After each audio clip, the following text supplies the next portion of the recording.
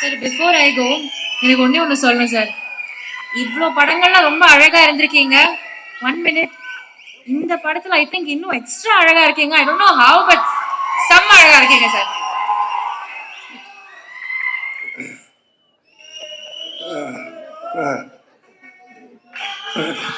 எல்லாருக்கும் வணக்கம். முதல்ல இந்த இங்கே வருகை தந்துள்ள அனைவருக்கும் என்னுடைய மனமார்ந்த நன்றி தெரிவித்துக் கொண்டு அவங்க எல்லாரும் வருக என்று வரவேற்கிறேன். இந்த படத்தினுடைய எங்களுடைய தில்லுக்கு துட்டு 1, 2 அப்புறம் டிடி ரிட்டர்ன்ஸ் எல்லாத்துக்குமே எங்களுக்கு ஒரு ரைட்டிங்கில் ஸ்கிரிப்டில் ஒரு மிகப்பெரிய ஒரு குருவாக இருந்து உதவி பண்ணியது திரு இந்திரா சவுந்தரராஜன் சார். அவர் இப்போ இங்கே இல்லை, இறந்துட்டாங்க அவர். ஸோ அவருடைய மறைவு மிகப்பெரிய ஒரு இழப்பு எங்களுக்கு. இருந்தாலும் அவருடைய ஆன்மா எங்களுக்கு வாழ்த்து தெரிவித்து எங்களோட இருந்து சப்போர்ட் பண்ணணும்னு நம்புகிறோம். ஸோ அவருக்கு இந்த நேரத்தினுடைய மனமார்ந்த வணக்கத்தை தெரிவித்து கொண்டு இந்த நிகழ்ச்சிக்குள்ளே போகலாம்.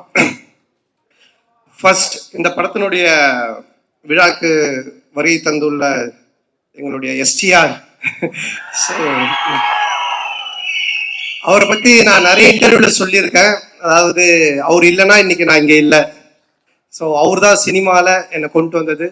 அதுக்கு முன்னாடியே அவர் படத்தில் நான் வந்துட்டு அட்மாஸ்பியர் நடிச்சிருக்கேன், காதல் அழிவதில்லை படத்தில். அதுக்கப்புறம் அவர் எடுத்து போட்டு பார்த்துட்டு, இது நடுவில் வந்து மூஞ்சல் இவ்வளோ ரியாக்ஷன் கொடுத்துட்டு இருக்குது, நீயும் நானும் கூல் சுரேஷும் தான் நடுவில் போய் டிஸ்டர்ப் பண்ணிட்டு இருப்போம். ஸோ பார்த்துட்டு இது பண்ணாரு. அதுக்கப்புறம் மன்மதனில் கூப்பிட்டு கொடுத்தாங்க ஃபர்ஸ்ட் சான்ஸ். மன்மதனில் ஃபர்ஸ்ட் டே ஷூட்டிங் போய் நான் ரெடியாக நின்றுட்டு இருக்கேன். அதில் வந்து அவர் அந்த மொட்டை கேரக்டராக உள்ளே வருவார். வந்த உடனே நான் வந்து வாங்க இது மாதிரி என் பேரை கேட்பாரு, இங்கே இன்ட்ரடியூஸ் ஆகும், இதுதான் சீன். நான் ரெடி ஆகிட்டேன், நான் ரெடியாக இருந்தேன். அப்புறம் அவர் வந்தோன்னு ஒரு சின்ன டிஸ்கஷன் போயிட்டே இருந்துச்சு. நான் டவுட் ஆகிட்டு, என்ன ஏதாவது ஆளுகளை மாற்றுறாங்களா இல்லை என்னாச்சுன்னு தெரியல அப்படின்னு போயிட்டு மெதுவாக என்னாச்சு அப்படின்னு சொல்லி கேட்டேன். இல்லை, நீ லொல்லு சபாலேருந்து வந்திருக்கீங்க, இப்போது ஃபஸ்ட் டைம் ஸ்க்ரீனில் காட்ட போகிறோம், உங்களுக்கு ஒரு கிளாப்ஸ் வரணும் ஓப்பனிங்கு, அதுக்காக யோசிச்சுட்டு இருக்க, சும்மா ஜென்ரலாக வந்து பேச வேண்டாம் அப்படின்னு சொன்னார். அவனை நான் வந்துட்டு எனக்கு கிளாப்ஸா தேட்டரில் அடிப்பாங்களா அப்படின்னு சொல்லி கேட்டேன். இல்லை லொல்லு சபா டிவியில் ரீச் இருக்குல்ல, கண்டிப்பாக உங்களுக்கு தேட்டரில் கிளாப்ஸ் வரும் அப்படின்னாரு. அப்போ நான் வந்து என்ன பண்ணணும் அப்படின்னு சொல்லி கேட்டேன். சரி, ஒன்று பண்ணலாம், நான் வந்தோன்னே உன் பேர் கேட்குறேன், உன் பேர் என்னன்னா, அப்போதான் வச்சோம் பாபின்னு வச்சோம். உன் பேர் என்னன்னு கேட்குறேன், நீ வந்துட்டு பாபின்னு சொல்லு. நான் எக்கோவில் வந்து ஒரு 3 இடத்துல பாபி பாபி பாபின்னு அப்படி போட்டுட்டு மியூசிக்கெல்லாம் காமிச்சிட்டு அப்புறம் நான் சீனுக்குள்ளே நம்ம போகலாம் அப்படின்னாரு. நல்லா இருந்துச்சு. அவருக்கு என்னன்னா என்னை காட்டும் போதே ஒரு கிளாப்ஸோட காட்டணும் அப்படின்றதுக்காக சொன்னார். அப்போ நான் சொன்னேன், இல்லை இப்படி ஒன்று பண்ணலாமா, என்ன நீங்கள் கேளுங்க, நான் வந்து 3 தடவை நானே பாபி பாபி பாபின்னு சொல்கிறேன், அதுக்கப்புறம் நீங்கள் அந்த டைலாக் சொல்லுங்கள், அப்படி பண்ணலாம் அப்படின்னு. ஒன்று அவரும் சிரிச்சுட்டு, சரி நல்லா தான் இருக்குது, ஆனால் பில்டப்பாக இருக்காது, ஆனால் நல்லா தான் இருக்குது அப்படின்னாரு. நல்லா தான் இருக்கும் அப்படின்னு சொல்லிட்டு அப்போ தான் அந்த ஃபஸ்ட்டு டைலாக்கு அவர் வந்து என்கிட்ட கேட்பார், உன் பேர் என்னன்னுவார். நான் ஒன்று பாபி பாபி பாபின்னுவேன். ஒன்று அவர் பாபி பாபி பாபின்னுவார். டேய், ஒரு பாபி தாண்டா என் பேர் அப்படின்னு சொல்லுவேன். அதுக்கப்புறமா பில்டப்புக்காக 3 தடவை சொன்னோம் அப்படின்னு. ஸோ இப்படி தான் என்னோட ஃபஸ்ட்டு சீன் அவரோட ஆரம்பிச்சது. நான் எதுக்காக இதை சொல்ல வரேன்னா, அன்னைக்கு தேட்டரில் ஸ்க்ரீனில் எனக்கு கிளாப்ஸ் வரணும் அப்படின்னு எடுத்துக்கிட்ட அந்த அக்கறை ஆகட்டும், அந்த அன்பாகட்டும், இன்னைக்கு வரைக்கும் குறையவே இல்லை. அதே அன்பு, அதே அக்கறை இப்போ பண்ற STR 49லையுமே என்கிட்ட என்ன சொன்னார்னா, டைரக்டரை கூப்பிட்டு சாண்டாக்கு என்ன வேணும், சாண்டா எப்படி நம்ம நல்லா யூஸ் பண்ண முடியும், சாண்டாக்கு என்ன பண்ண முடியும், அதை முதல்ல யோசிங்க அப்படின்னு தான் சொன்னார். அன்னைக்கு கூட வீட்டில் போய் மொட்டை மாடியில் பார்த்து ஒரு 3 hours டிஸ்கஷன் பண்ணும்போது என்னை பற்றி மட்டுமே தான் பேசிட்டு இருக்காரு.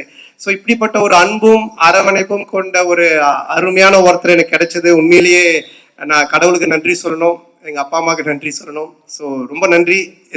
நீங்கள் I love you all the time.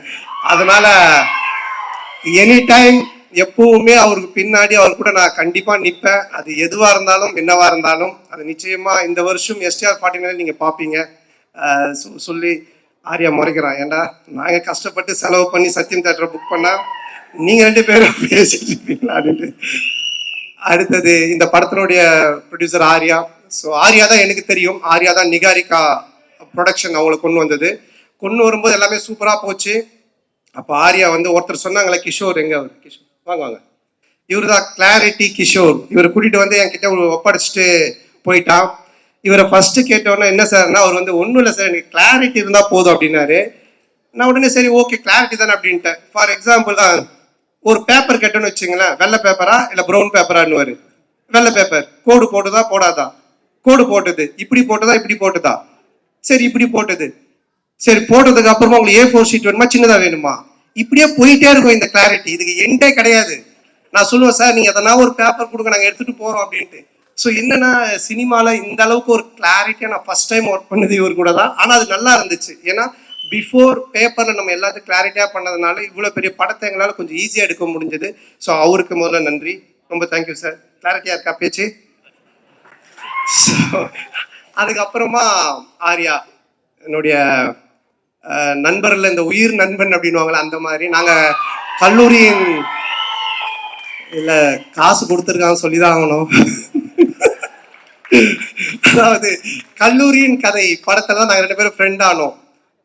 First படத்துல நல்லா க்ளோஸ் ஆயிட்டோம். அப்போ வந்து படத்துலலாம் பாத்தீங்கன்னா ஹீரோயினுக்கு ஃப்ரெண்ட்ஸா பெங்களூர்ல இருந்து ரிச் கேர்ள்ஸ் கூட்டு வந்து நடிக்க வைப்பாங்க. அவங்க தான் கூட வருவாங்க ஃப்ரெண்ட்ஸா. அப்ப எந்த வந்து மன்மதன் ரிலீஸ் ஆகி ஒரு 2 படம் தான் ரிலீஸ் ஆயிருந்துச்சு. பெருசா எனக்கு தெரியாது வெளியே. ரெண்டாவது அவங்க பெங்களூர்ல இருந்து வந்திருக்காங்க. ஆர்யா தான் ஹீரோ. அவன் அறிந்து மரியாதை நடிச்சு முடிச்சிருக்கான ரிலீஸ் ஆகல. ஸோ நாங்களாம் ஒன்னாதான் உட்காந்து சாப்பிடுவோம். எங்களுக்கு கேரவன் கிடையாது. அப்போ அவங்க எல்லாம் நீங்க யாருன்னு என்ன கேட்கும்போது நான் ஆர்யா ஹீரோன்னு தெரியும் இந்த படத்துல. நீங்க யாருன்னா ஒன்னு ஆர்யால என்னது இவரை யாருன்னு கேட்டீங்களா? இவர் தான் comedy super star, south India comedy super ஸ்டார்ன்ட்டான். ஆனா அவங்களாம் is a comedy super star south India, yes Telugu Malayalam Tamil all language is a super ஸ்டார்ன்ட்டான். உடனே அந்த பொண்ணுங்களாம் ஒரு மாதிரி டவுட்டா என்ன பார்த்தாங்க. பார்த்தோன்னே டக்குன்னு ஆர்யால மச்சான் அவங்க டவுட்டா பாக்குறாங்க, டக்குன்னு ஒரு காமெடி பண்ணு அப்படின்னா. ஏய் என்னடா சம்மந்தமே இல்லாம காமெடி சூப்பர் ஸ்டார் இப்ப காமெடி பண்ணுன்ற மச்ச பண்ணு தப்பாயிடும் நீ பண்ணு அப்படின்னா. சரி நானும் எழுந்து அவங்க முன்னாடி சரி பழைய பாட்டுக்கு இப்ப இருக்க ஹீரோஸ்லாம் டான்ஸ் ஆன அப்படின்னு ஆடி காமிச்சிக்கிட்டு இருக்கேன். அவங்க சிரிக்கல. மச்சான் பத்தல இன்னும் நல்லா பண்ணு அப்படின்னா. இதுதான் நாங்க விஎஸ்ஓபில கூட வச்சிருந்தோம். உடனே கொஞ்ச நேரம் கழிச்சு அவனும் வந்துட்டான் நடிக்கிறதுக்கு. 2 பேரும் சேர்ந்து பயங்கரமா அவன் ஹீரோயினா நான் ஹீரோவா நடிச்செல்லாம் ஆடிட்டு இருக்கோம். அவங்களாம் அப்படியே பார்த்துட்டு இருக்காங்க. இதை டைரக்டரும் ப்ரொடியூசரும் பார்த்துட்டாங்க. 2 பேரும் கூப்பிட்டு என்ன சார் ஒரு ஹீரோ ஒரு காமெடின்னு அந்த பொண்ணுங்க முன்னாடி போய் டான்ஸ் ஆடுன்னு காமெடி பண்ணிட்டு இருக்கீங்க அப்படின்போது இல்ல சார் அவனை வந்து ப்ரூவ் பண்ண நான் சொன்ன மச்சான் ப்ரூவே பண்ண வேணாம் என்னை விட்டுரு நான் காமெடினா இல்லாம கூட போறேன்ட்டு. அதுக்கப்புறமா அந்த காமெடி சூப்பர் ஸ்டார்ன்றது அவன் விடவே இல்லை. சேட்டை படம் அப்போ காமெடி சூப்பர் ஸ்டார் டைட்டிலே எனக்கு போட்டுட்டான் படத்துல. நான் லிங்கால நடிக்கும் போது ரஜினி சார் கூப்பிட்டு கேட்கிறாரு நீங்க காமெடி சூப்பர் ஸ்டாரா அப்படின்னு. நான் ஒண்ணு இல்ல சார் ஆர்யா தான் போட்டான்னு. நீங்க சொல்லாமலா போட்டிருப்பான் அப்படின்னு. சார் சத்தியமா நான் சொல்ல சார். அதாவது என்ன எந்த லெவல்ல மாட்டிட்டு இருக்காங்க. சார் என்னோட ஃப்ரெண்ட்ஷிப் அந்த மாதிரி. ஆனா இதெல்லாம் ஒண்ணுமே இல்லை. இப்போ ஒரு மேட்ரு ஒன்று சொல்ல போறோம், அதை கேளுங்க. என்னாச்சுன்னா இந்த படம் ஆரம்பிச்சிட்டோம். இந்த மாதிரி ஆனந்த் போய் லைன் சொல்லிட்டான். ஆர்யாக்கு பிடிச்சி போச்சு. ஆர்யா சூப்பர் நம்ம பண்ணலாம் அப்படின்னு சொல்லிட்டான். சொல்லி முடிச்சுட்டு 6 மந்த் ஆயிடுச்சு. நான் அதுக்கப்புறம் டிடி ரிட்டர்ன்ஸ் முடிச்சுட்டு வடக்குப்பட்டி ராமசாமி அப்புறம் இங்க நான் தான் இங்கெல்லாம் முடிச்சுட்டேன்.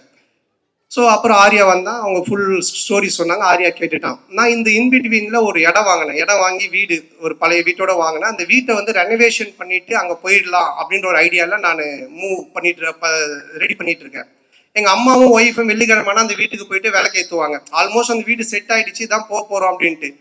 ஆர்யா கதை கேட்டு முடிச்சுட்டு எங்கடா இருக்க அப்படின்னு சொன்னா மச்சான் அந்த மாதிரி நான் இந்த ஒரு இடம் வாங்கியிருக்கேன்டா அங்கே ஒரு வீடு இருக்கு அது ரெனோவேஷன் பண்ணிட்டு இருக்கேன். சரி அங்கே நான் வந்துடுறேன் அப்படின்ட்டு அங்கே வந்தான். வந்து மச்சா படம் சூப்பரா அது கதை நல்லா நம்ம பண்ணிடலாம் எவ்வளவு செலவுனாலும் பிரச்சனை இல்லை செம்மையா பண்ணிடலாம். சரி ஓகே இது நான் இதான் மச்சா வீடு நான் சொன்னேன். பார்த்துட்டு இல்ல ஏய் என்னடா வீடு நல்லாவே இல்லையா மச்சா அவன் உள்ள எல்லாம் போய் பார்த்துட்டுல மச்சா அந்த வீட்டை இடிச்சிரு அப்படின்ட்டான். நான் ஒன்னே ஷாக் ஆகி மச்சான் வீட்டெல்லாம் இடிக்க முடியாது மச்சான் நான் வீட்டுல எல்லாம் சொல்லிட்டேன் இது ரெனோவேஷன் பண்றோம் இடிச்சா நிறைய செலவாகும் அதுவும் இல்லாம ரொம்ப நாள் ஆகும்ல. ஏய் கம்னு நீ ஏதாவது ஒன்று இப்படிதான் பண்ணு வேடா கூடமா அதுக்கப்புறமா வந்துட்டு இது சரியில்லை அது சரியில்லைன்னு சொல்லிட்டு இருப்பேன் அப்படின்னு சொல்லிட்டு என்ன பண்ணிட்டான்னா வீட்டு இடிக்க சொல்லி உடனே அவங்க ஃப்ரெண்டுக்கு ஃபோன் பண்ணி இது மாதிரி மச்சான் சந்தான வீடு தான் அட்ரஸ் நான் உனக்கு அனுப்புறேன் நீ இந்த வீட்டை வந்து இடிச்சு ஃபுல்லா டெமாலிஷ் பண்ணிட்டேன். உடனே அவன் வந்து ஒரு பாய்க்கு ஃபோன் பண்ணா ஒரு பாய் ஒருத்தர் வந்தாரு. சண்டே நைட் இது நடக்குது. மண்டே டியூஸ்டே வெட்னஸ்டே தேர்ஸ்டே இடிச்சு தரமட்டமாக்கி எல்லாத்தையும் வாரின்னு போயிட்டாங்க. வெள்ளிக்கிழமை எங்க அம்மா ஒய்ஃபும் போய் விலைக்கு ஏற்றுவாங்கல்ல அவங்க வெள்ளிக்கிழமை போயிருக்காங்க. நான் சொல்லலை ஏன்னா திட்டுவாங்க அப்படின்ட்டு. எங்க அம்மா போயிட்டு வீட்டை காணும் சொல்லி தேடிக்கிட்டே இருக்கிறாங்க. இந்த தெருவு போயிருக்காங்க அந்த தெருவு போயிருக்கிறாங்க. அதுக்கப்புறம் எனக்கு ஃபோன் அடிக்கிறாங்க ராஜா நம்ம வீட்டை காணும்பா அப்படின்ட்டு. நான் எப்படா சொல்றதுன்னே எனக்கு தெரியல. அதுக்கப்புறம் கொஞ்சம் வீட்டுக்கு வரமா நான் சொல்ற மாட்டேன் வீட்டை காணுண்டா இல்லம்மா நான் வந்து சொல்றேமான்ட்டு. அம்மா இல்லம்மா ஆர்யா வந்தா அன்னைக்கு பார்த்துட்டு வீட்டை இடிச்சிட்டு புதுசா காட்டலாம் நல்லா வரும் அவன் சொன்னா கரெக்டா இருக்குமா அப்படின்னா. உடனே எங்க அம்மா ஷாக்கா ஏண்டா நீங்க 2 பேரும் படத்துல தானடா அப்படி பண்ணுவீங்க நிஜ வாழ்க்கையில மாடா பண்ணுவீங்க ஒரு வீட்டை இடிச்சிட்டு கிரவுண்டா ஆக்கி வச்சிருக்கீங்க. ஸோ இந்த லெவல் நாங்க 2 பேரும் ஃப்ரெண்ட்ஷிப். ஆனா என்னன்னா இதுல ஒரு விஷயம் நான் சொல்றது 2 பேருமே இது வரைக்கும் அந்த கல்லூரியின் கதையில இருந்து இன்னைக்கு வரைக்கும் பயந்ததே கிடையாது. சினிமால இப்படி பண்ணலாம் அப்படி செய்யலாம் அப்படி செய்யலாம் பயந்ததே கிடையாது. எதுவா இருந்தாலும் தைரியமா பண்ணுவோம். ஐயோ அது அப்படி ஆயிடுமோ, ஐயோ இப்படி ஆயிடுமோ, இப்படி பண்ணா அப்படி ஆயிடுமோ அப்படின்ற பயம் எங்களுக்கு கிடையவே கிடையாது. வாழ்ற வரைக்கும் ஜாலியா வாழ்வோம், நல்லபடியா வாழ்வோம், என்ன வருதோ பார்ப்போம், ஃபேஸ் பண்ணுவோம், அப்படியே போயிட்டே இருப்போம், போயிட்டே இருப்போம், போயிட்டே இருப்போம், போயிட்டே இருப்போம். அந்த ஒரு எனர்ஜி தான் இன்னைக்கு வரைக்கும் ஆர்யாவை இங்க ஒரு இந்த இடத்துல கொண்டு வந்து ப்ரொடியூசரா நிக்க வச்சிருக்கு. என்னையும் ஒரு படம் பண்ணி போயிட்டு இருக்கிற இடத்துல வச்சிருக்கு. ஸோ நாங்கள் 2 பேரும் பயந்ததே கிடையாது. இந்த படம் நீங்க சொன்ன மாதிரி, ஆர்யா சொன்ன மாதிரி, என்னுடைய பிரச்சனையை தீர்த்து படத்தை பண்றதெல்லாம் வந்துட்டு வேற யாருன்னா இருந்தாங்கன்னா என் வீட்டு வாசலே தான் படுத்திட்டு இருந்திருப்பாங்க. ஸோ அந்த அளவுக்கு, ஏன்னா ஆர்யா சொன்னது, நீ இந்த படம் பண்ணி முடிக்கிற வரைக்கும் வேற படம் கமிட் ஆகாத, ஃப்ரீயா பண்ணு, உன் பிரச்சனை எல்லாத்தையும் நான் பாத்துக்கிறேன், உன் வேலை படத்தை ஜெயிக்கிறது மட்டும்தான் அப்படின்னு சொன்னா, அதுக்காக இறங்கி இந்த படத்துல வேலை செஞ்சிருக்கேன். நிச்சயமா இந்த படம் மிகப்பெரிய ஒரு வெற்றி படமா ஆர்யாக்கு நான் திருப்பி தருவேன். மிகப்பெரிய வெற்றி படமா இது இருக்கும். இந்த படத்தினுடைய இயக்குனர் ஆனந்த், பிரேமானந்த். ஸோ நான் வந்து தமிழ் சினிமாவின் கிறிஸ்டோபர் நோலன் அப்படின்னு தான் சொல்லுவேன். ஒரு கதை சொன்னா அதை பல லேயர்ல சொல்லுவான். டிடி ரிட்டர்ன்ஸ் பார்த்தீங்கன்னா ஒரு ஹாரர் தான், ஆனால் ஹாரருக்குள்ள ஒரு கேம் ஷோ இருக்கும், கேமுக்குள்ள ஒரு பணம் திருட்டு போற ஒரு அட்வென்ச்சர் இருக்கும். ஸோ இப்படி த்ரில்லரு, அட்வென்ச்சரு, அதுக்குள்ள கேம், இப்படி நிறைய மல்டி லேயர்ஸ்ல ஒன்று பண்ணுவான். அந்த மாதிரி தான் இந்த கதையும். இந்த கதை எனக்கு தெரிஞ்சு இன்னைக்கு ஸ்டேஜில் உட்காந்துருக்க யாருக்குமே தெரியாது. ஈவன் ஆர்யா கூட சரியா தெரியாது, யாருக்கும் நடிச்சவங்களுக்கு தெரியாது. இதை எடுத்து முடிச்சு பார்த்தா மட்டும்தான் இது புரியும். ஆனால் பார்க்கும்போது அவ்வளோ கிளாரிட்டியா, கிளியரா, அவ்வளோ காமெடியா ஒர்க் அவுட் பண்ணுவான். ஸோ அந்த விதத்தில் ஆனந்தை நான் பாராட்டுறேன். ஆனந்துக்கு மனமார்ந்த நன்றி. ஆனந்த் கூட, ஆனந்த் சொன்ன மாதிரி முருகன், எங்க அவனை மேல தூக்குங்க. அவன் வந்து அந்த வானத்தை போல விஜயகாந்த் மாதிரி பண்ணுவான். அப்படியே தூரமா நின்று கை காட்டுவான், ஃபீல் பண்ணுவான். ஆனா வந்து அப்புறம் கேட்பான், என்ன சொல்லவே இல்லை அப்படின்னு. வா மேல வா, வா இல்லை சொல்லியாச்சு உன்னை பத்தி, மேல வா. இவன் தான் அங்க ஓரமா நிக்கிறான் பாருங்க. அதாவது வந்துட்டு இந்த கேட் ஓரம். ஸோ என்னுடைய சைல்ட்ஹுட் ஃப்ரெண்டு, நான் ஜெயிக்கிறது அவனுடைய வெற்றி மாதிரி நினைப்பான். இதுல வர எல்லா காமெடி சீக்வன்ஸ் எல்லாமே இவன் பண்ண ஒரு விஷயம் தான், டீம் ஒர்க்கு. ஆனா இவன் பிடிச்சிருக்கான். அப்புறம் சேது நீயும் மேடைக்கு வா. சேது வா, வா, பரவாயில்ல, வா. என்ன ட்ரெஸ் போடலையா? வா. ஸோ சேது நீங்க படத்துல பார்த்துருப்பீங்க. ஸோ இவங்க 2 பேருடைய hard work, it's team work Sethu. So இவங்களுக்கு இந்த நேரத்தோட மனமான நன்றியை தெரிவிச்சுக்கிறேன். இந்த இது மட்டும் இல்லாமல் பி டீம் இருக்காங்க, குணாமான், சுந்தர், விஜய், சரவணன், தானிஷ். ஸோ இவங்களுக்கும் இந்த நேரத்தில் மனமார்ந்த நன்றி. அதுக்கப்புறமா இதுல நடிச்ச எல்லாருமே, நம்மளுடைய Nizhal Ravi sir, Kasthuri madam, Yashika Anand and Kingsley, Marannan, எல்லாரும் படத்துல இருக்கிறாங்க அப்படின்ற மாதிரி இருக்காது. மாரண்ணனுக்கு ஒரு டிவி காமெடி இருக்கு, கண்டிப்பா செம்மையா இருக்கும் அது. கின்ஸ்லிக்கு ஒரு தலைகீழ நடக்கிற காமெடி இருக்கு. மொட்டராஜேந்திரனுக்கு ஒரு எலி காமெடி இருக்கு. அண்ட் நிழல் ரவி சாருக்கு வந்துட்டு ஒரு டாய்லெட் காமெடி இருக்கு. ஸோ யாஷிகா ஆனந்துக்கு ஒரு பாட்டில் காமெடி இருக்கு. நம்ம கஸ்தூரி மேடம்க்கு ஒரு புக் காமெடி இருக்கு. இப்படி நான் சொல்ற மாதிரி இந்த காமெடிலாம் நீங்க நோட் பண்ணி வச்சுக்கோங்க. தியேட்டர்ல கண்டிப்பா பயங்கர கிளாப்ஸ் வரும், நீங்க என்ஜாய் பண்ணுவீங்க. ஸோ எல்லாருக்குமே காமெடி வந்து அவ்வளோ நல்லா ஒர்க் பண்ணியிருக்காங்க, ரொம்ப நல்லா ஒர்க் ஆகிருக்கு. அப்புறம் இந்த படத்தினுடைய technician, cameraman sir Deepak sir, எங்களுடைய டீம், அவருடைய வேரியேஷன், நாங்கள் லைனாக ஹாரர் படம் பண்ணாலும் அவரோட அதில் ஒவ்வொன்றுத்துலேயும் ஒரு வேரியேஷன் காமிச்சிக்கிட்டே இருப்பார். ரொம்ப பொறுப்பானவர், ரொம்ப கரெக்டாக எல்லாத்தையும் பார்த்து பண்ணுவார், ரொம்ப செலவு பண்ணாமல் கரெக்டாக பண்ணுவார். ஸோ ரொம்ப என்னை அழகாக ரொம்ப நல்லா காமிச்சிருக்காரு இந்த படத்தில். ஸோ அவருக்கு என்னுடைய மனமார்ந்த வாழ்த்துக்கள். அவருடைய டீம் பாலாஜி, கார்த்தி அண்ட் கிளின்டோ, அவங்களுக்கும் வாழ்த்துக்கள். கேமராமேன் சார் வந்துட்டு ஒன்லி ஒர்க்கு மட்டும் இல்லை, அங்கே நிறைய ரோப் ஷாட்லாம் போயிட்டே இருக்கும்ல, கேமரா தான் இருப்பார். கட்டு சொன்னோன்னே டக்குன்னு கேமரா விட்டு ஓடி வந்து ரோப்ல வரும்போது அவர் கை கொடுப்பாரு. இல்லை சார் சிரிக்கிறார் பாருங்க, ஏன்னா ஹீரோயினுக்கு தான் கொடுத்தாரு. கை கொடுத்தது உண்மை, ஆனால் ஹீரோயினுக்கு, எங்களுக்கு இல்லை. ஸோ ரொம்ப நல்ல மனிதர். அடுத்தது நம்ம ஆர்ட் டைரக்டர் மோகன் சார். ஸோ அவர் என்னன்னா, நாங்கள் ஒரு 4-5 செட்டு போட்டோம் கோகுலம் ஸ்டுடியோவில். செட்டு போட்டுட்டு அதுக்கப்புறம் நம்ம கிளாரிட்டி கிஷோர் சார் இருக்கார் இல்லையா, எல்லா செட்டையும் பிரித்து மாற்றி திருப்பி அதையே பெயிண்ட் பண்ணி இப்படி காட்டுங்கன்ட்டாரு. ஸோ அவர் ரொம்ப கன்ஃபியூஷன் ஆகிட்டார். டே நைட் ஒர்க் போயிட்டு இருக்குது, ரொம்ப கன்ஃபியூஷனு. இப்போ 4 சைடு செட்டு போட்டார் இல்லைங்களா, 4 சைடு திருப்பி அவர் திரும்ப கலர் மாற்றி காமிக்கிறேன்னு சொல்லி மாற்றி பண்ணிட்டாரு. நாங்கள் வந்தோன்னா காட்டுறாரு, வழி இல்லை போகிறதுக்கு, சுற்றி கிணறு மாதிரி இருக்கு. என்னடா இது எப்படி சார் இப்படி போகிறதுன்னா, ஏணி போட்டு ஏறி உள்ளே போய் பார்த்துட்டு திருப்பி ஏணி போட்டு ஏறி வெளியே வந்துருங்க, அதுக்கப்புறம் நமக்கு எங்கே வழி வேணுமோ நம்ம வச்சுக்கலாம் அப்படின்ற லெவலில் ஒர்க் பண்ணார். ஏன்னா நாங்கள் காமெடி செட்டுக்குள்ளே பண்ணும்பொழுது இதை மாற்றுங்க, அதை மாற்றுங்க, இதை இடிங்க அப்படின்னுவோம். ஸோ அதெல்லாம் தாங்கிக்கிட்டு அவருடைய டீம் அவரும் ஒர்க் பண்ணாங்க.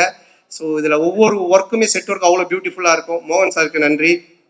அண்ட் தென் இந்த படத்தினுடைய மியூசிக் டைரக்டர் ஆஃப்ரோ.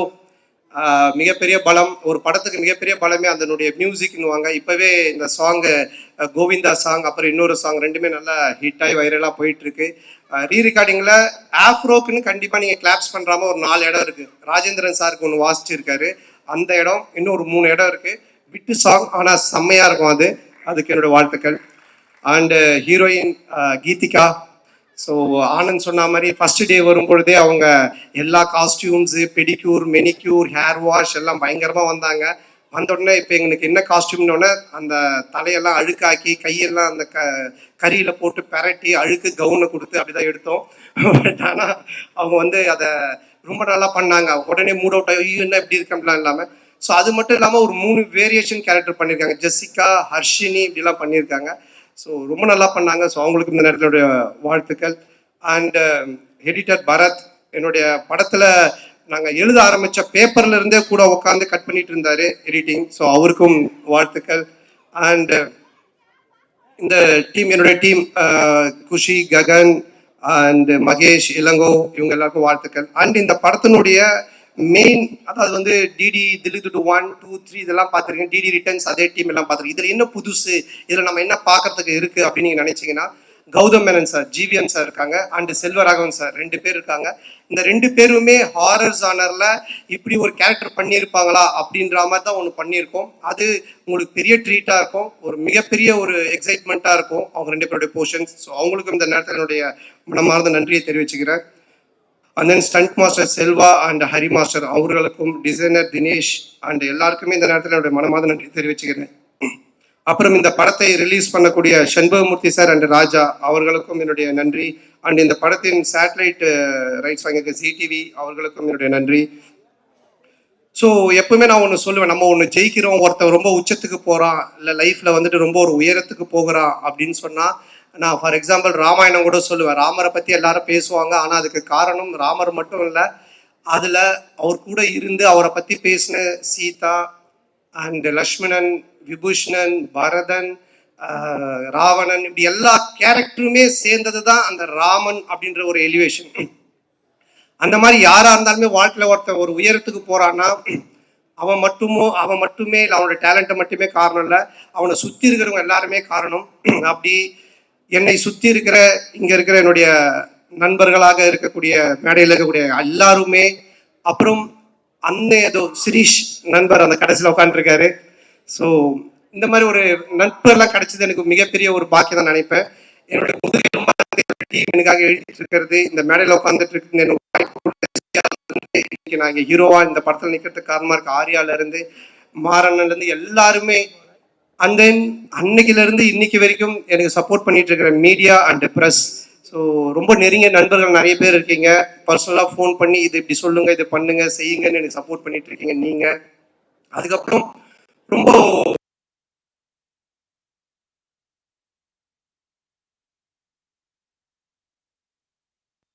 ஸோ அவங்களுடைய இன்புட்ஸ், அவங்களுடைய அன்பும் அரவணைப்பும். அப்புறம் 12 வருஷம் கழிச்சு ஒருத்தன் படம் வந்து அந்த காமெடியை ரசிக்கிறீங்கன்னா, என் மேல அளவு கடந்த அன்பு வச்சுட்டு இருக்கிற என் உயிரினும் மேலான அன்பு சொந்தங்களாகிய என்னுடைய ரசிகர்கள் நீங்க தான். ஸோ உங்களுடைய இந்த ஒரு அன்பும் மிக முக்கிய ஒரு காரணம். அதுவும் இல்லாமல் இன்னைக்கு ஃபங்க்ஷனில் ரொம்ப நாளைக்கு அப்புறம் என்னுடைய சொந்தங்களை கூட்டின்னு வந்திருக்கேன். மாமா, அக்கா, அண்ணன், சித்தி, அத்தை, மாமான்னு. ஸோ அவர்களுக்கும் எல்லா குட்டீஸ்க்கும் இந்த நேரத்தில் என்னோட மனமார்ந்த நன்றியை தெரிவிச்சுக்கிறேன். May 16th ரிலீஸ் ஆகுது. டெஃபினட்டாக படம் உங்கள் எல்லாரையும் மிக பெரிய லெவலில் திருப்திப்படுத்தும். நல்ல காமெடி ஒர்க் பண்ணியிருக்கோம். நீங்கள் தேட்டரில் போய் பாருங்கள், பயங்கரமாக என்ஜாய் பண்ணுவீங்க. டிடி ரிட்டர்ன்ஸை விட ட்ரிபிள் மடங்கு உங்களுக்கு ஒரு ட்ரீட் இருக்குது. அதை வந்துட்டு ரொம்ப ஆணித்தனமாக நான் சொல்லுவேன். ஸோ டெஃபினட்டாக நல்லா என்ஜாய் பண்ணுவீங்க. அது மட்டும் இல்லை, கொஞ்சம் பார்த்து பண்ணுங்க. என் காசாக இருந்தால் பரவாயில்ல, நண்பன் காசு. ஸோ அதனால் இந்த வாய்ப்புக்கு நன்றி கூறி, மற்றும் வேறு யார், நம்ம மதன் டீம், மதன் அண்ட் பரத், என்னோட டீம் ப்ரொடக்ஷன் டீம் பார்த்துக்கிற Bharath, Kishore and Dev and Krishna, Jai. So அவங்களுக்கும், இப்படி எல்லாரும், மற்ற யார் பேர்லாம் நான் விட்டுருக்கேன்னு தெரியல, எல்லாருக்கும் ஸோ எல்லாருக்குடைய மனமாத நன்றி தெரிவித்து விடைபெறுகிறேன். மே 16 மறக்காம தேட்டரில் போய் பாருங்க. நல்ல படம், பயங்கரமா என்ஜாய் பண்ணுவீங்க. ஃபேமிலியோட குழந்தையோட பாருங்க. குழந்தைங்களுக்கு தான் மெயினாக நிறைய சீக்வன்ஸ் ஒர்க் பண்ணியிருக்கோம். பயங்கரமா என்ஜாய் பண்ணுவீங்க. தேங்க்யூ, தேங்க்ஸ், நன்றி.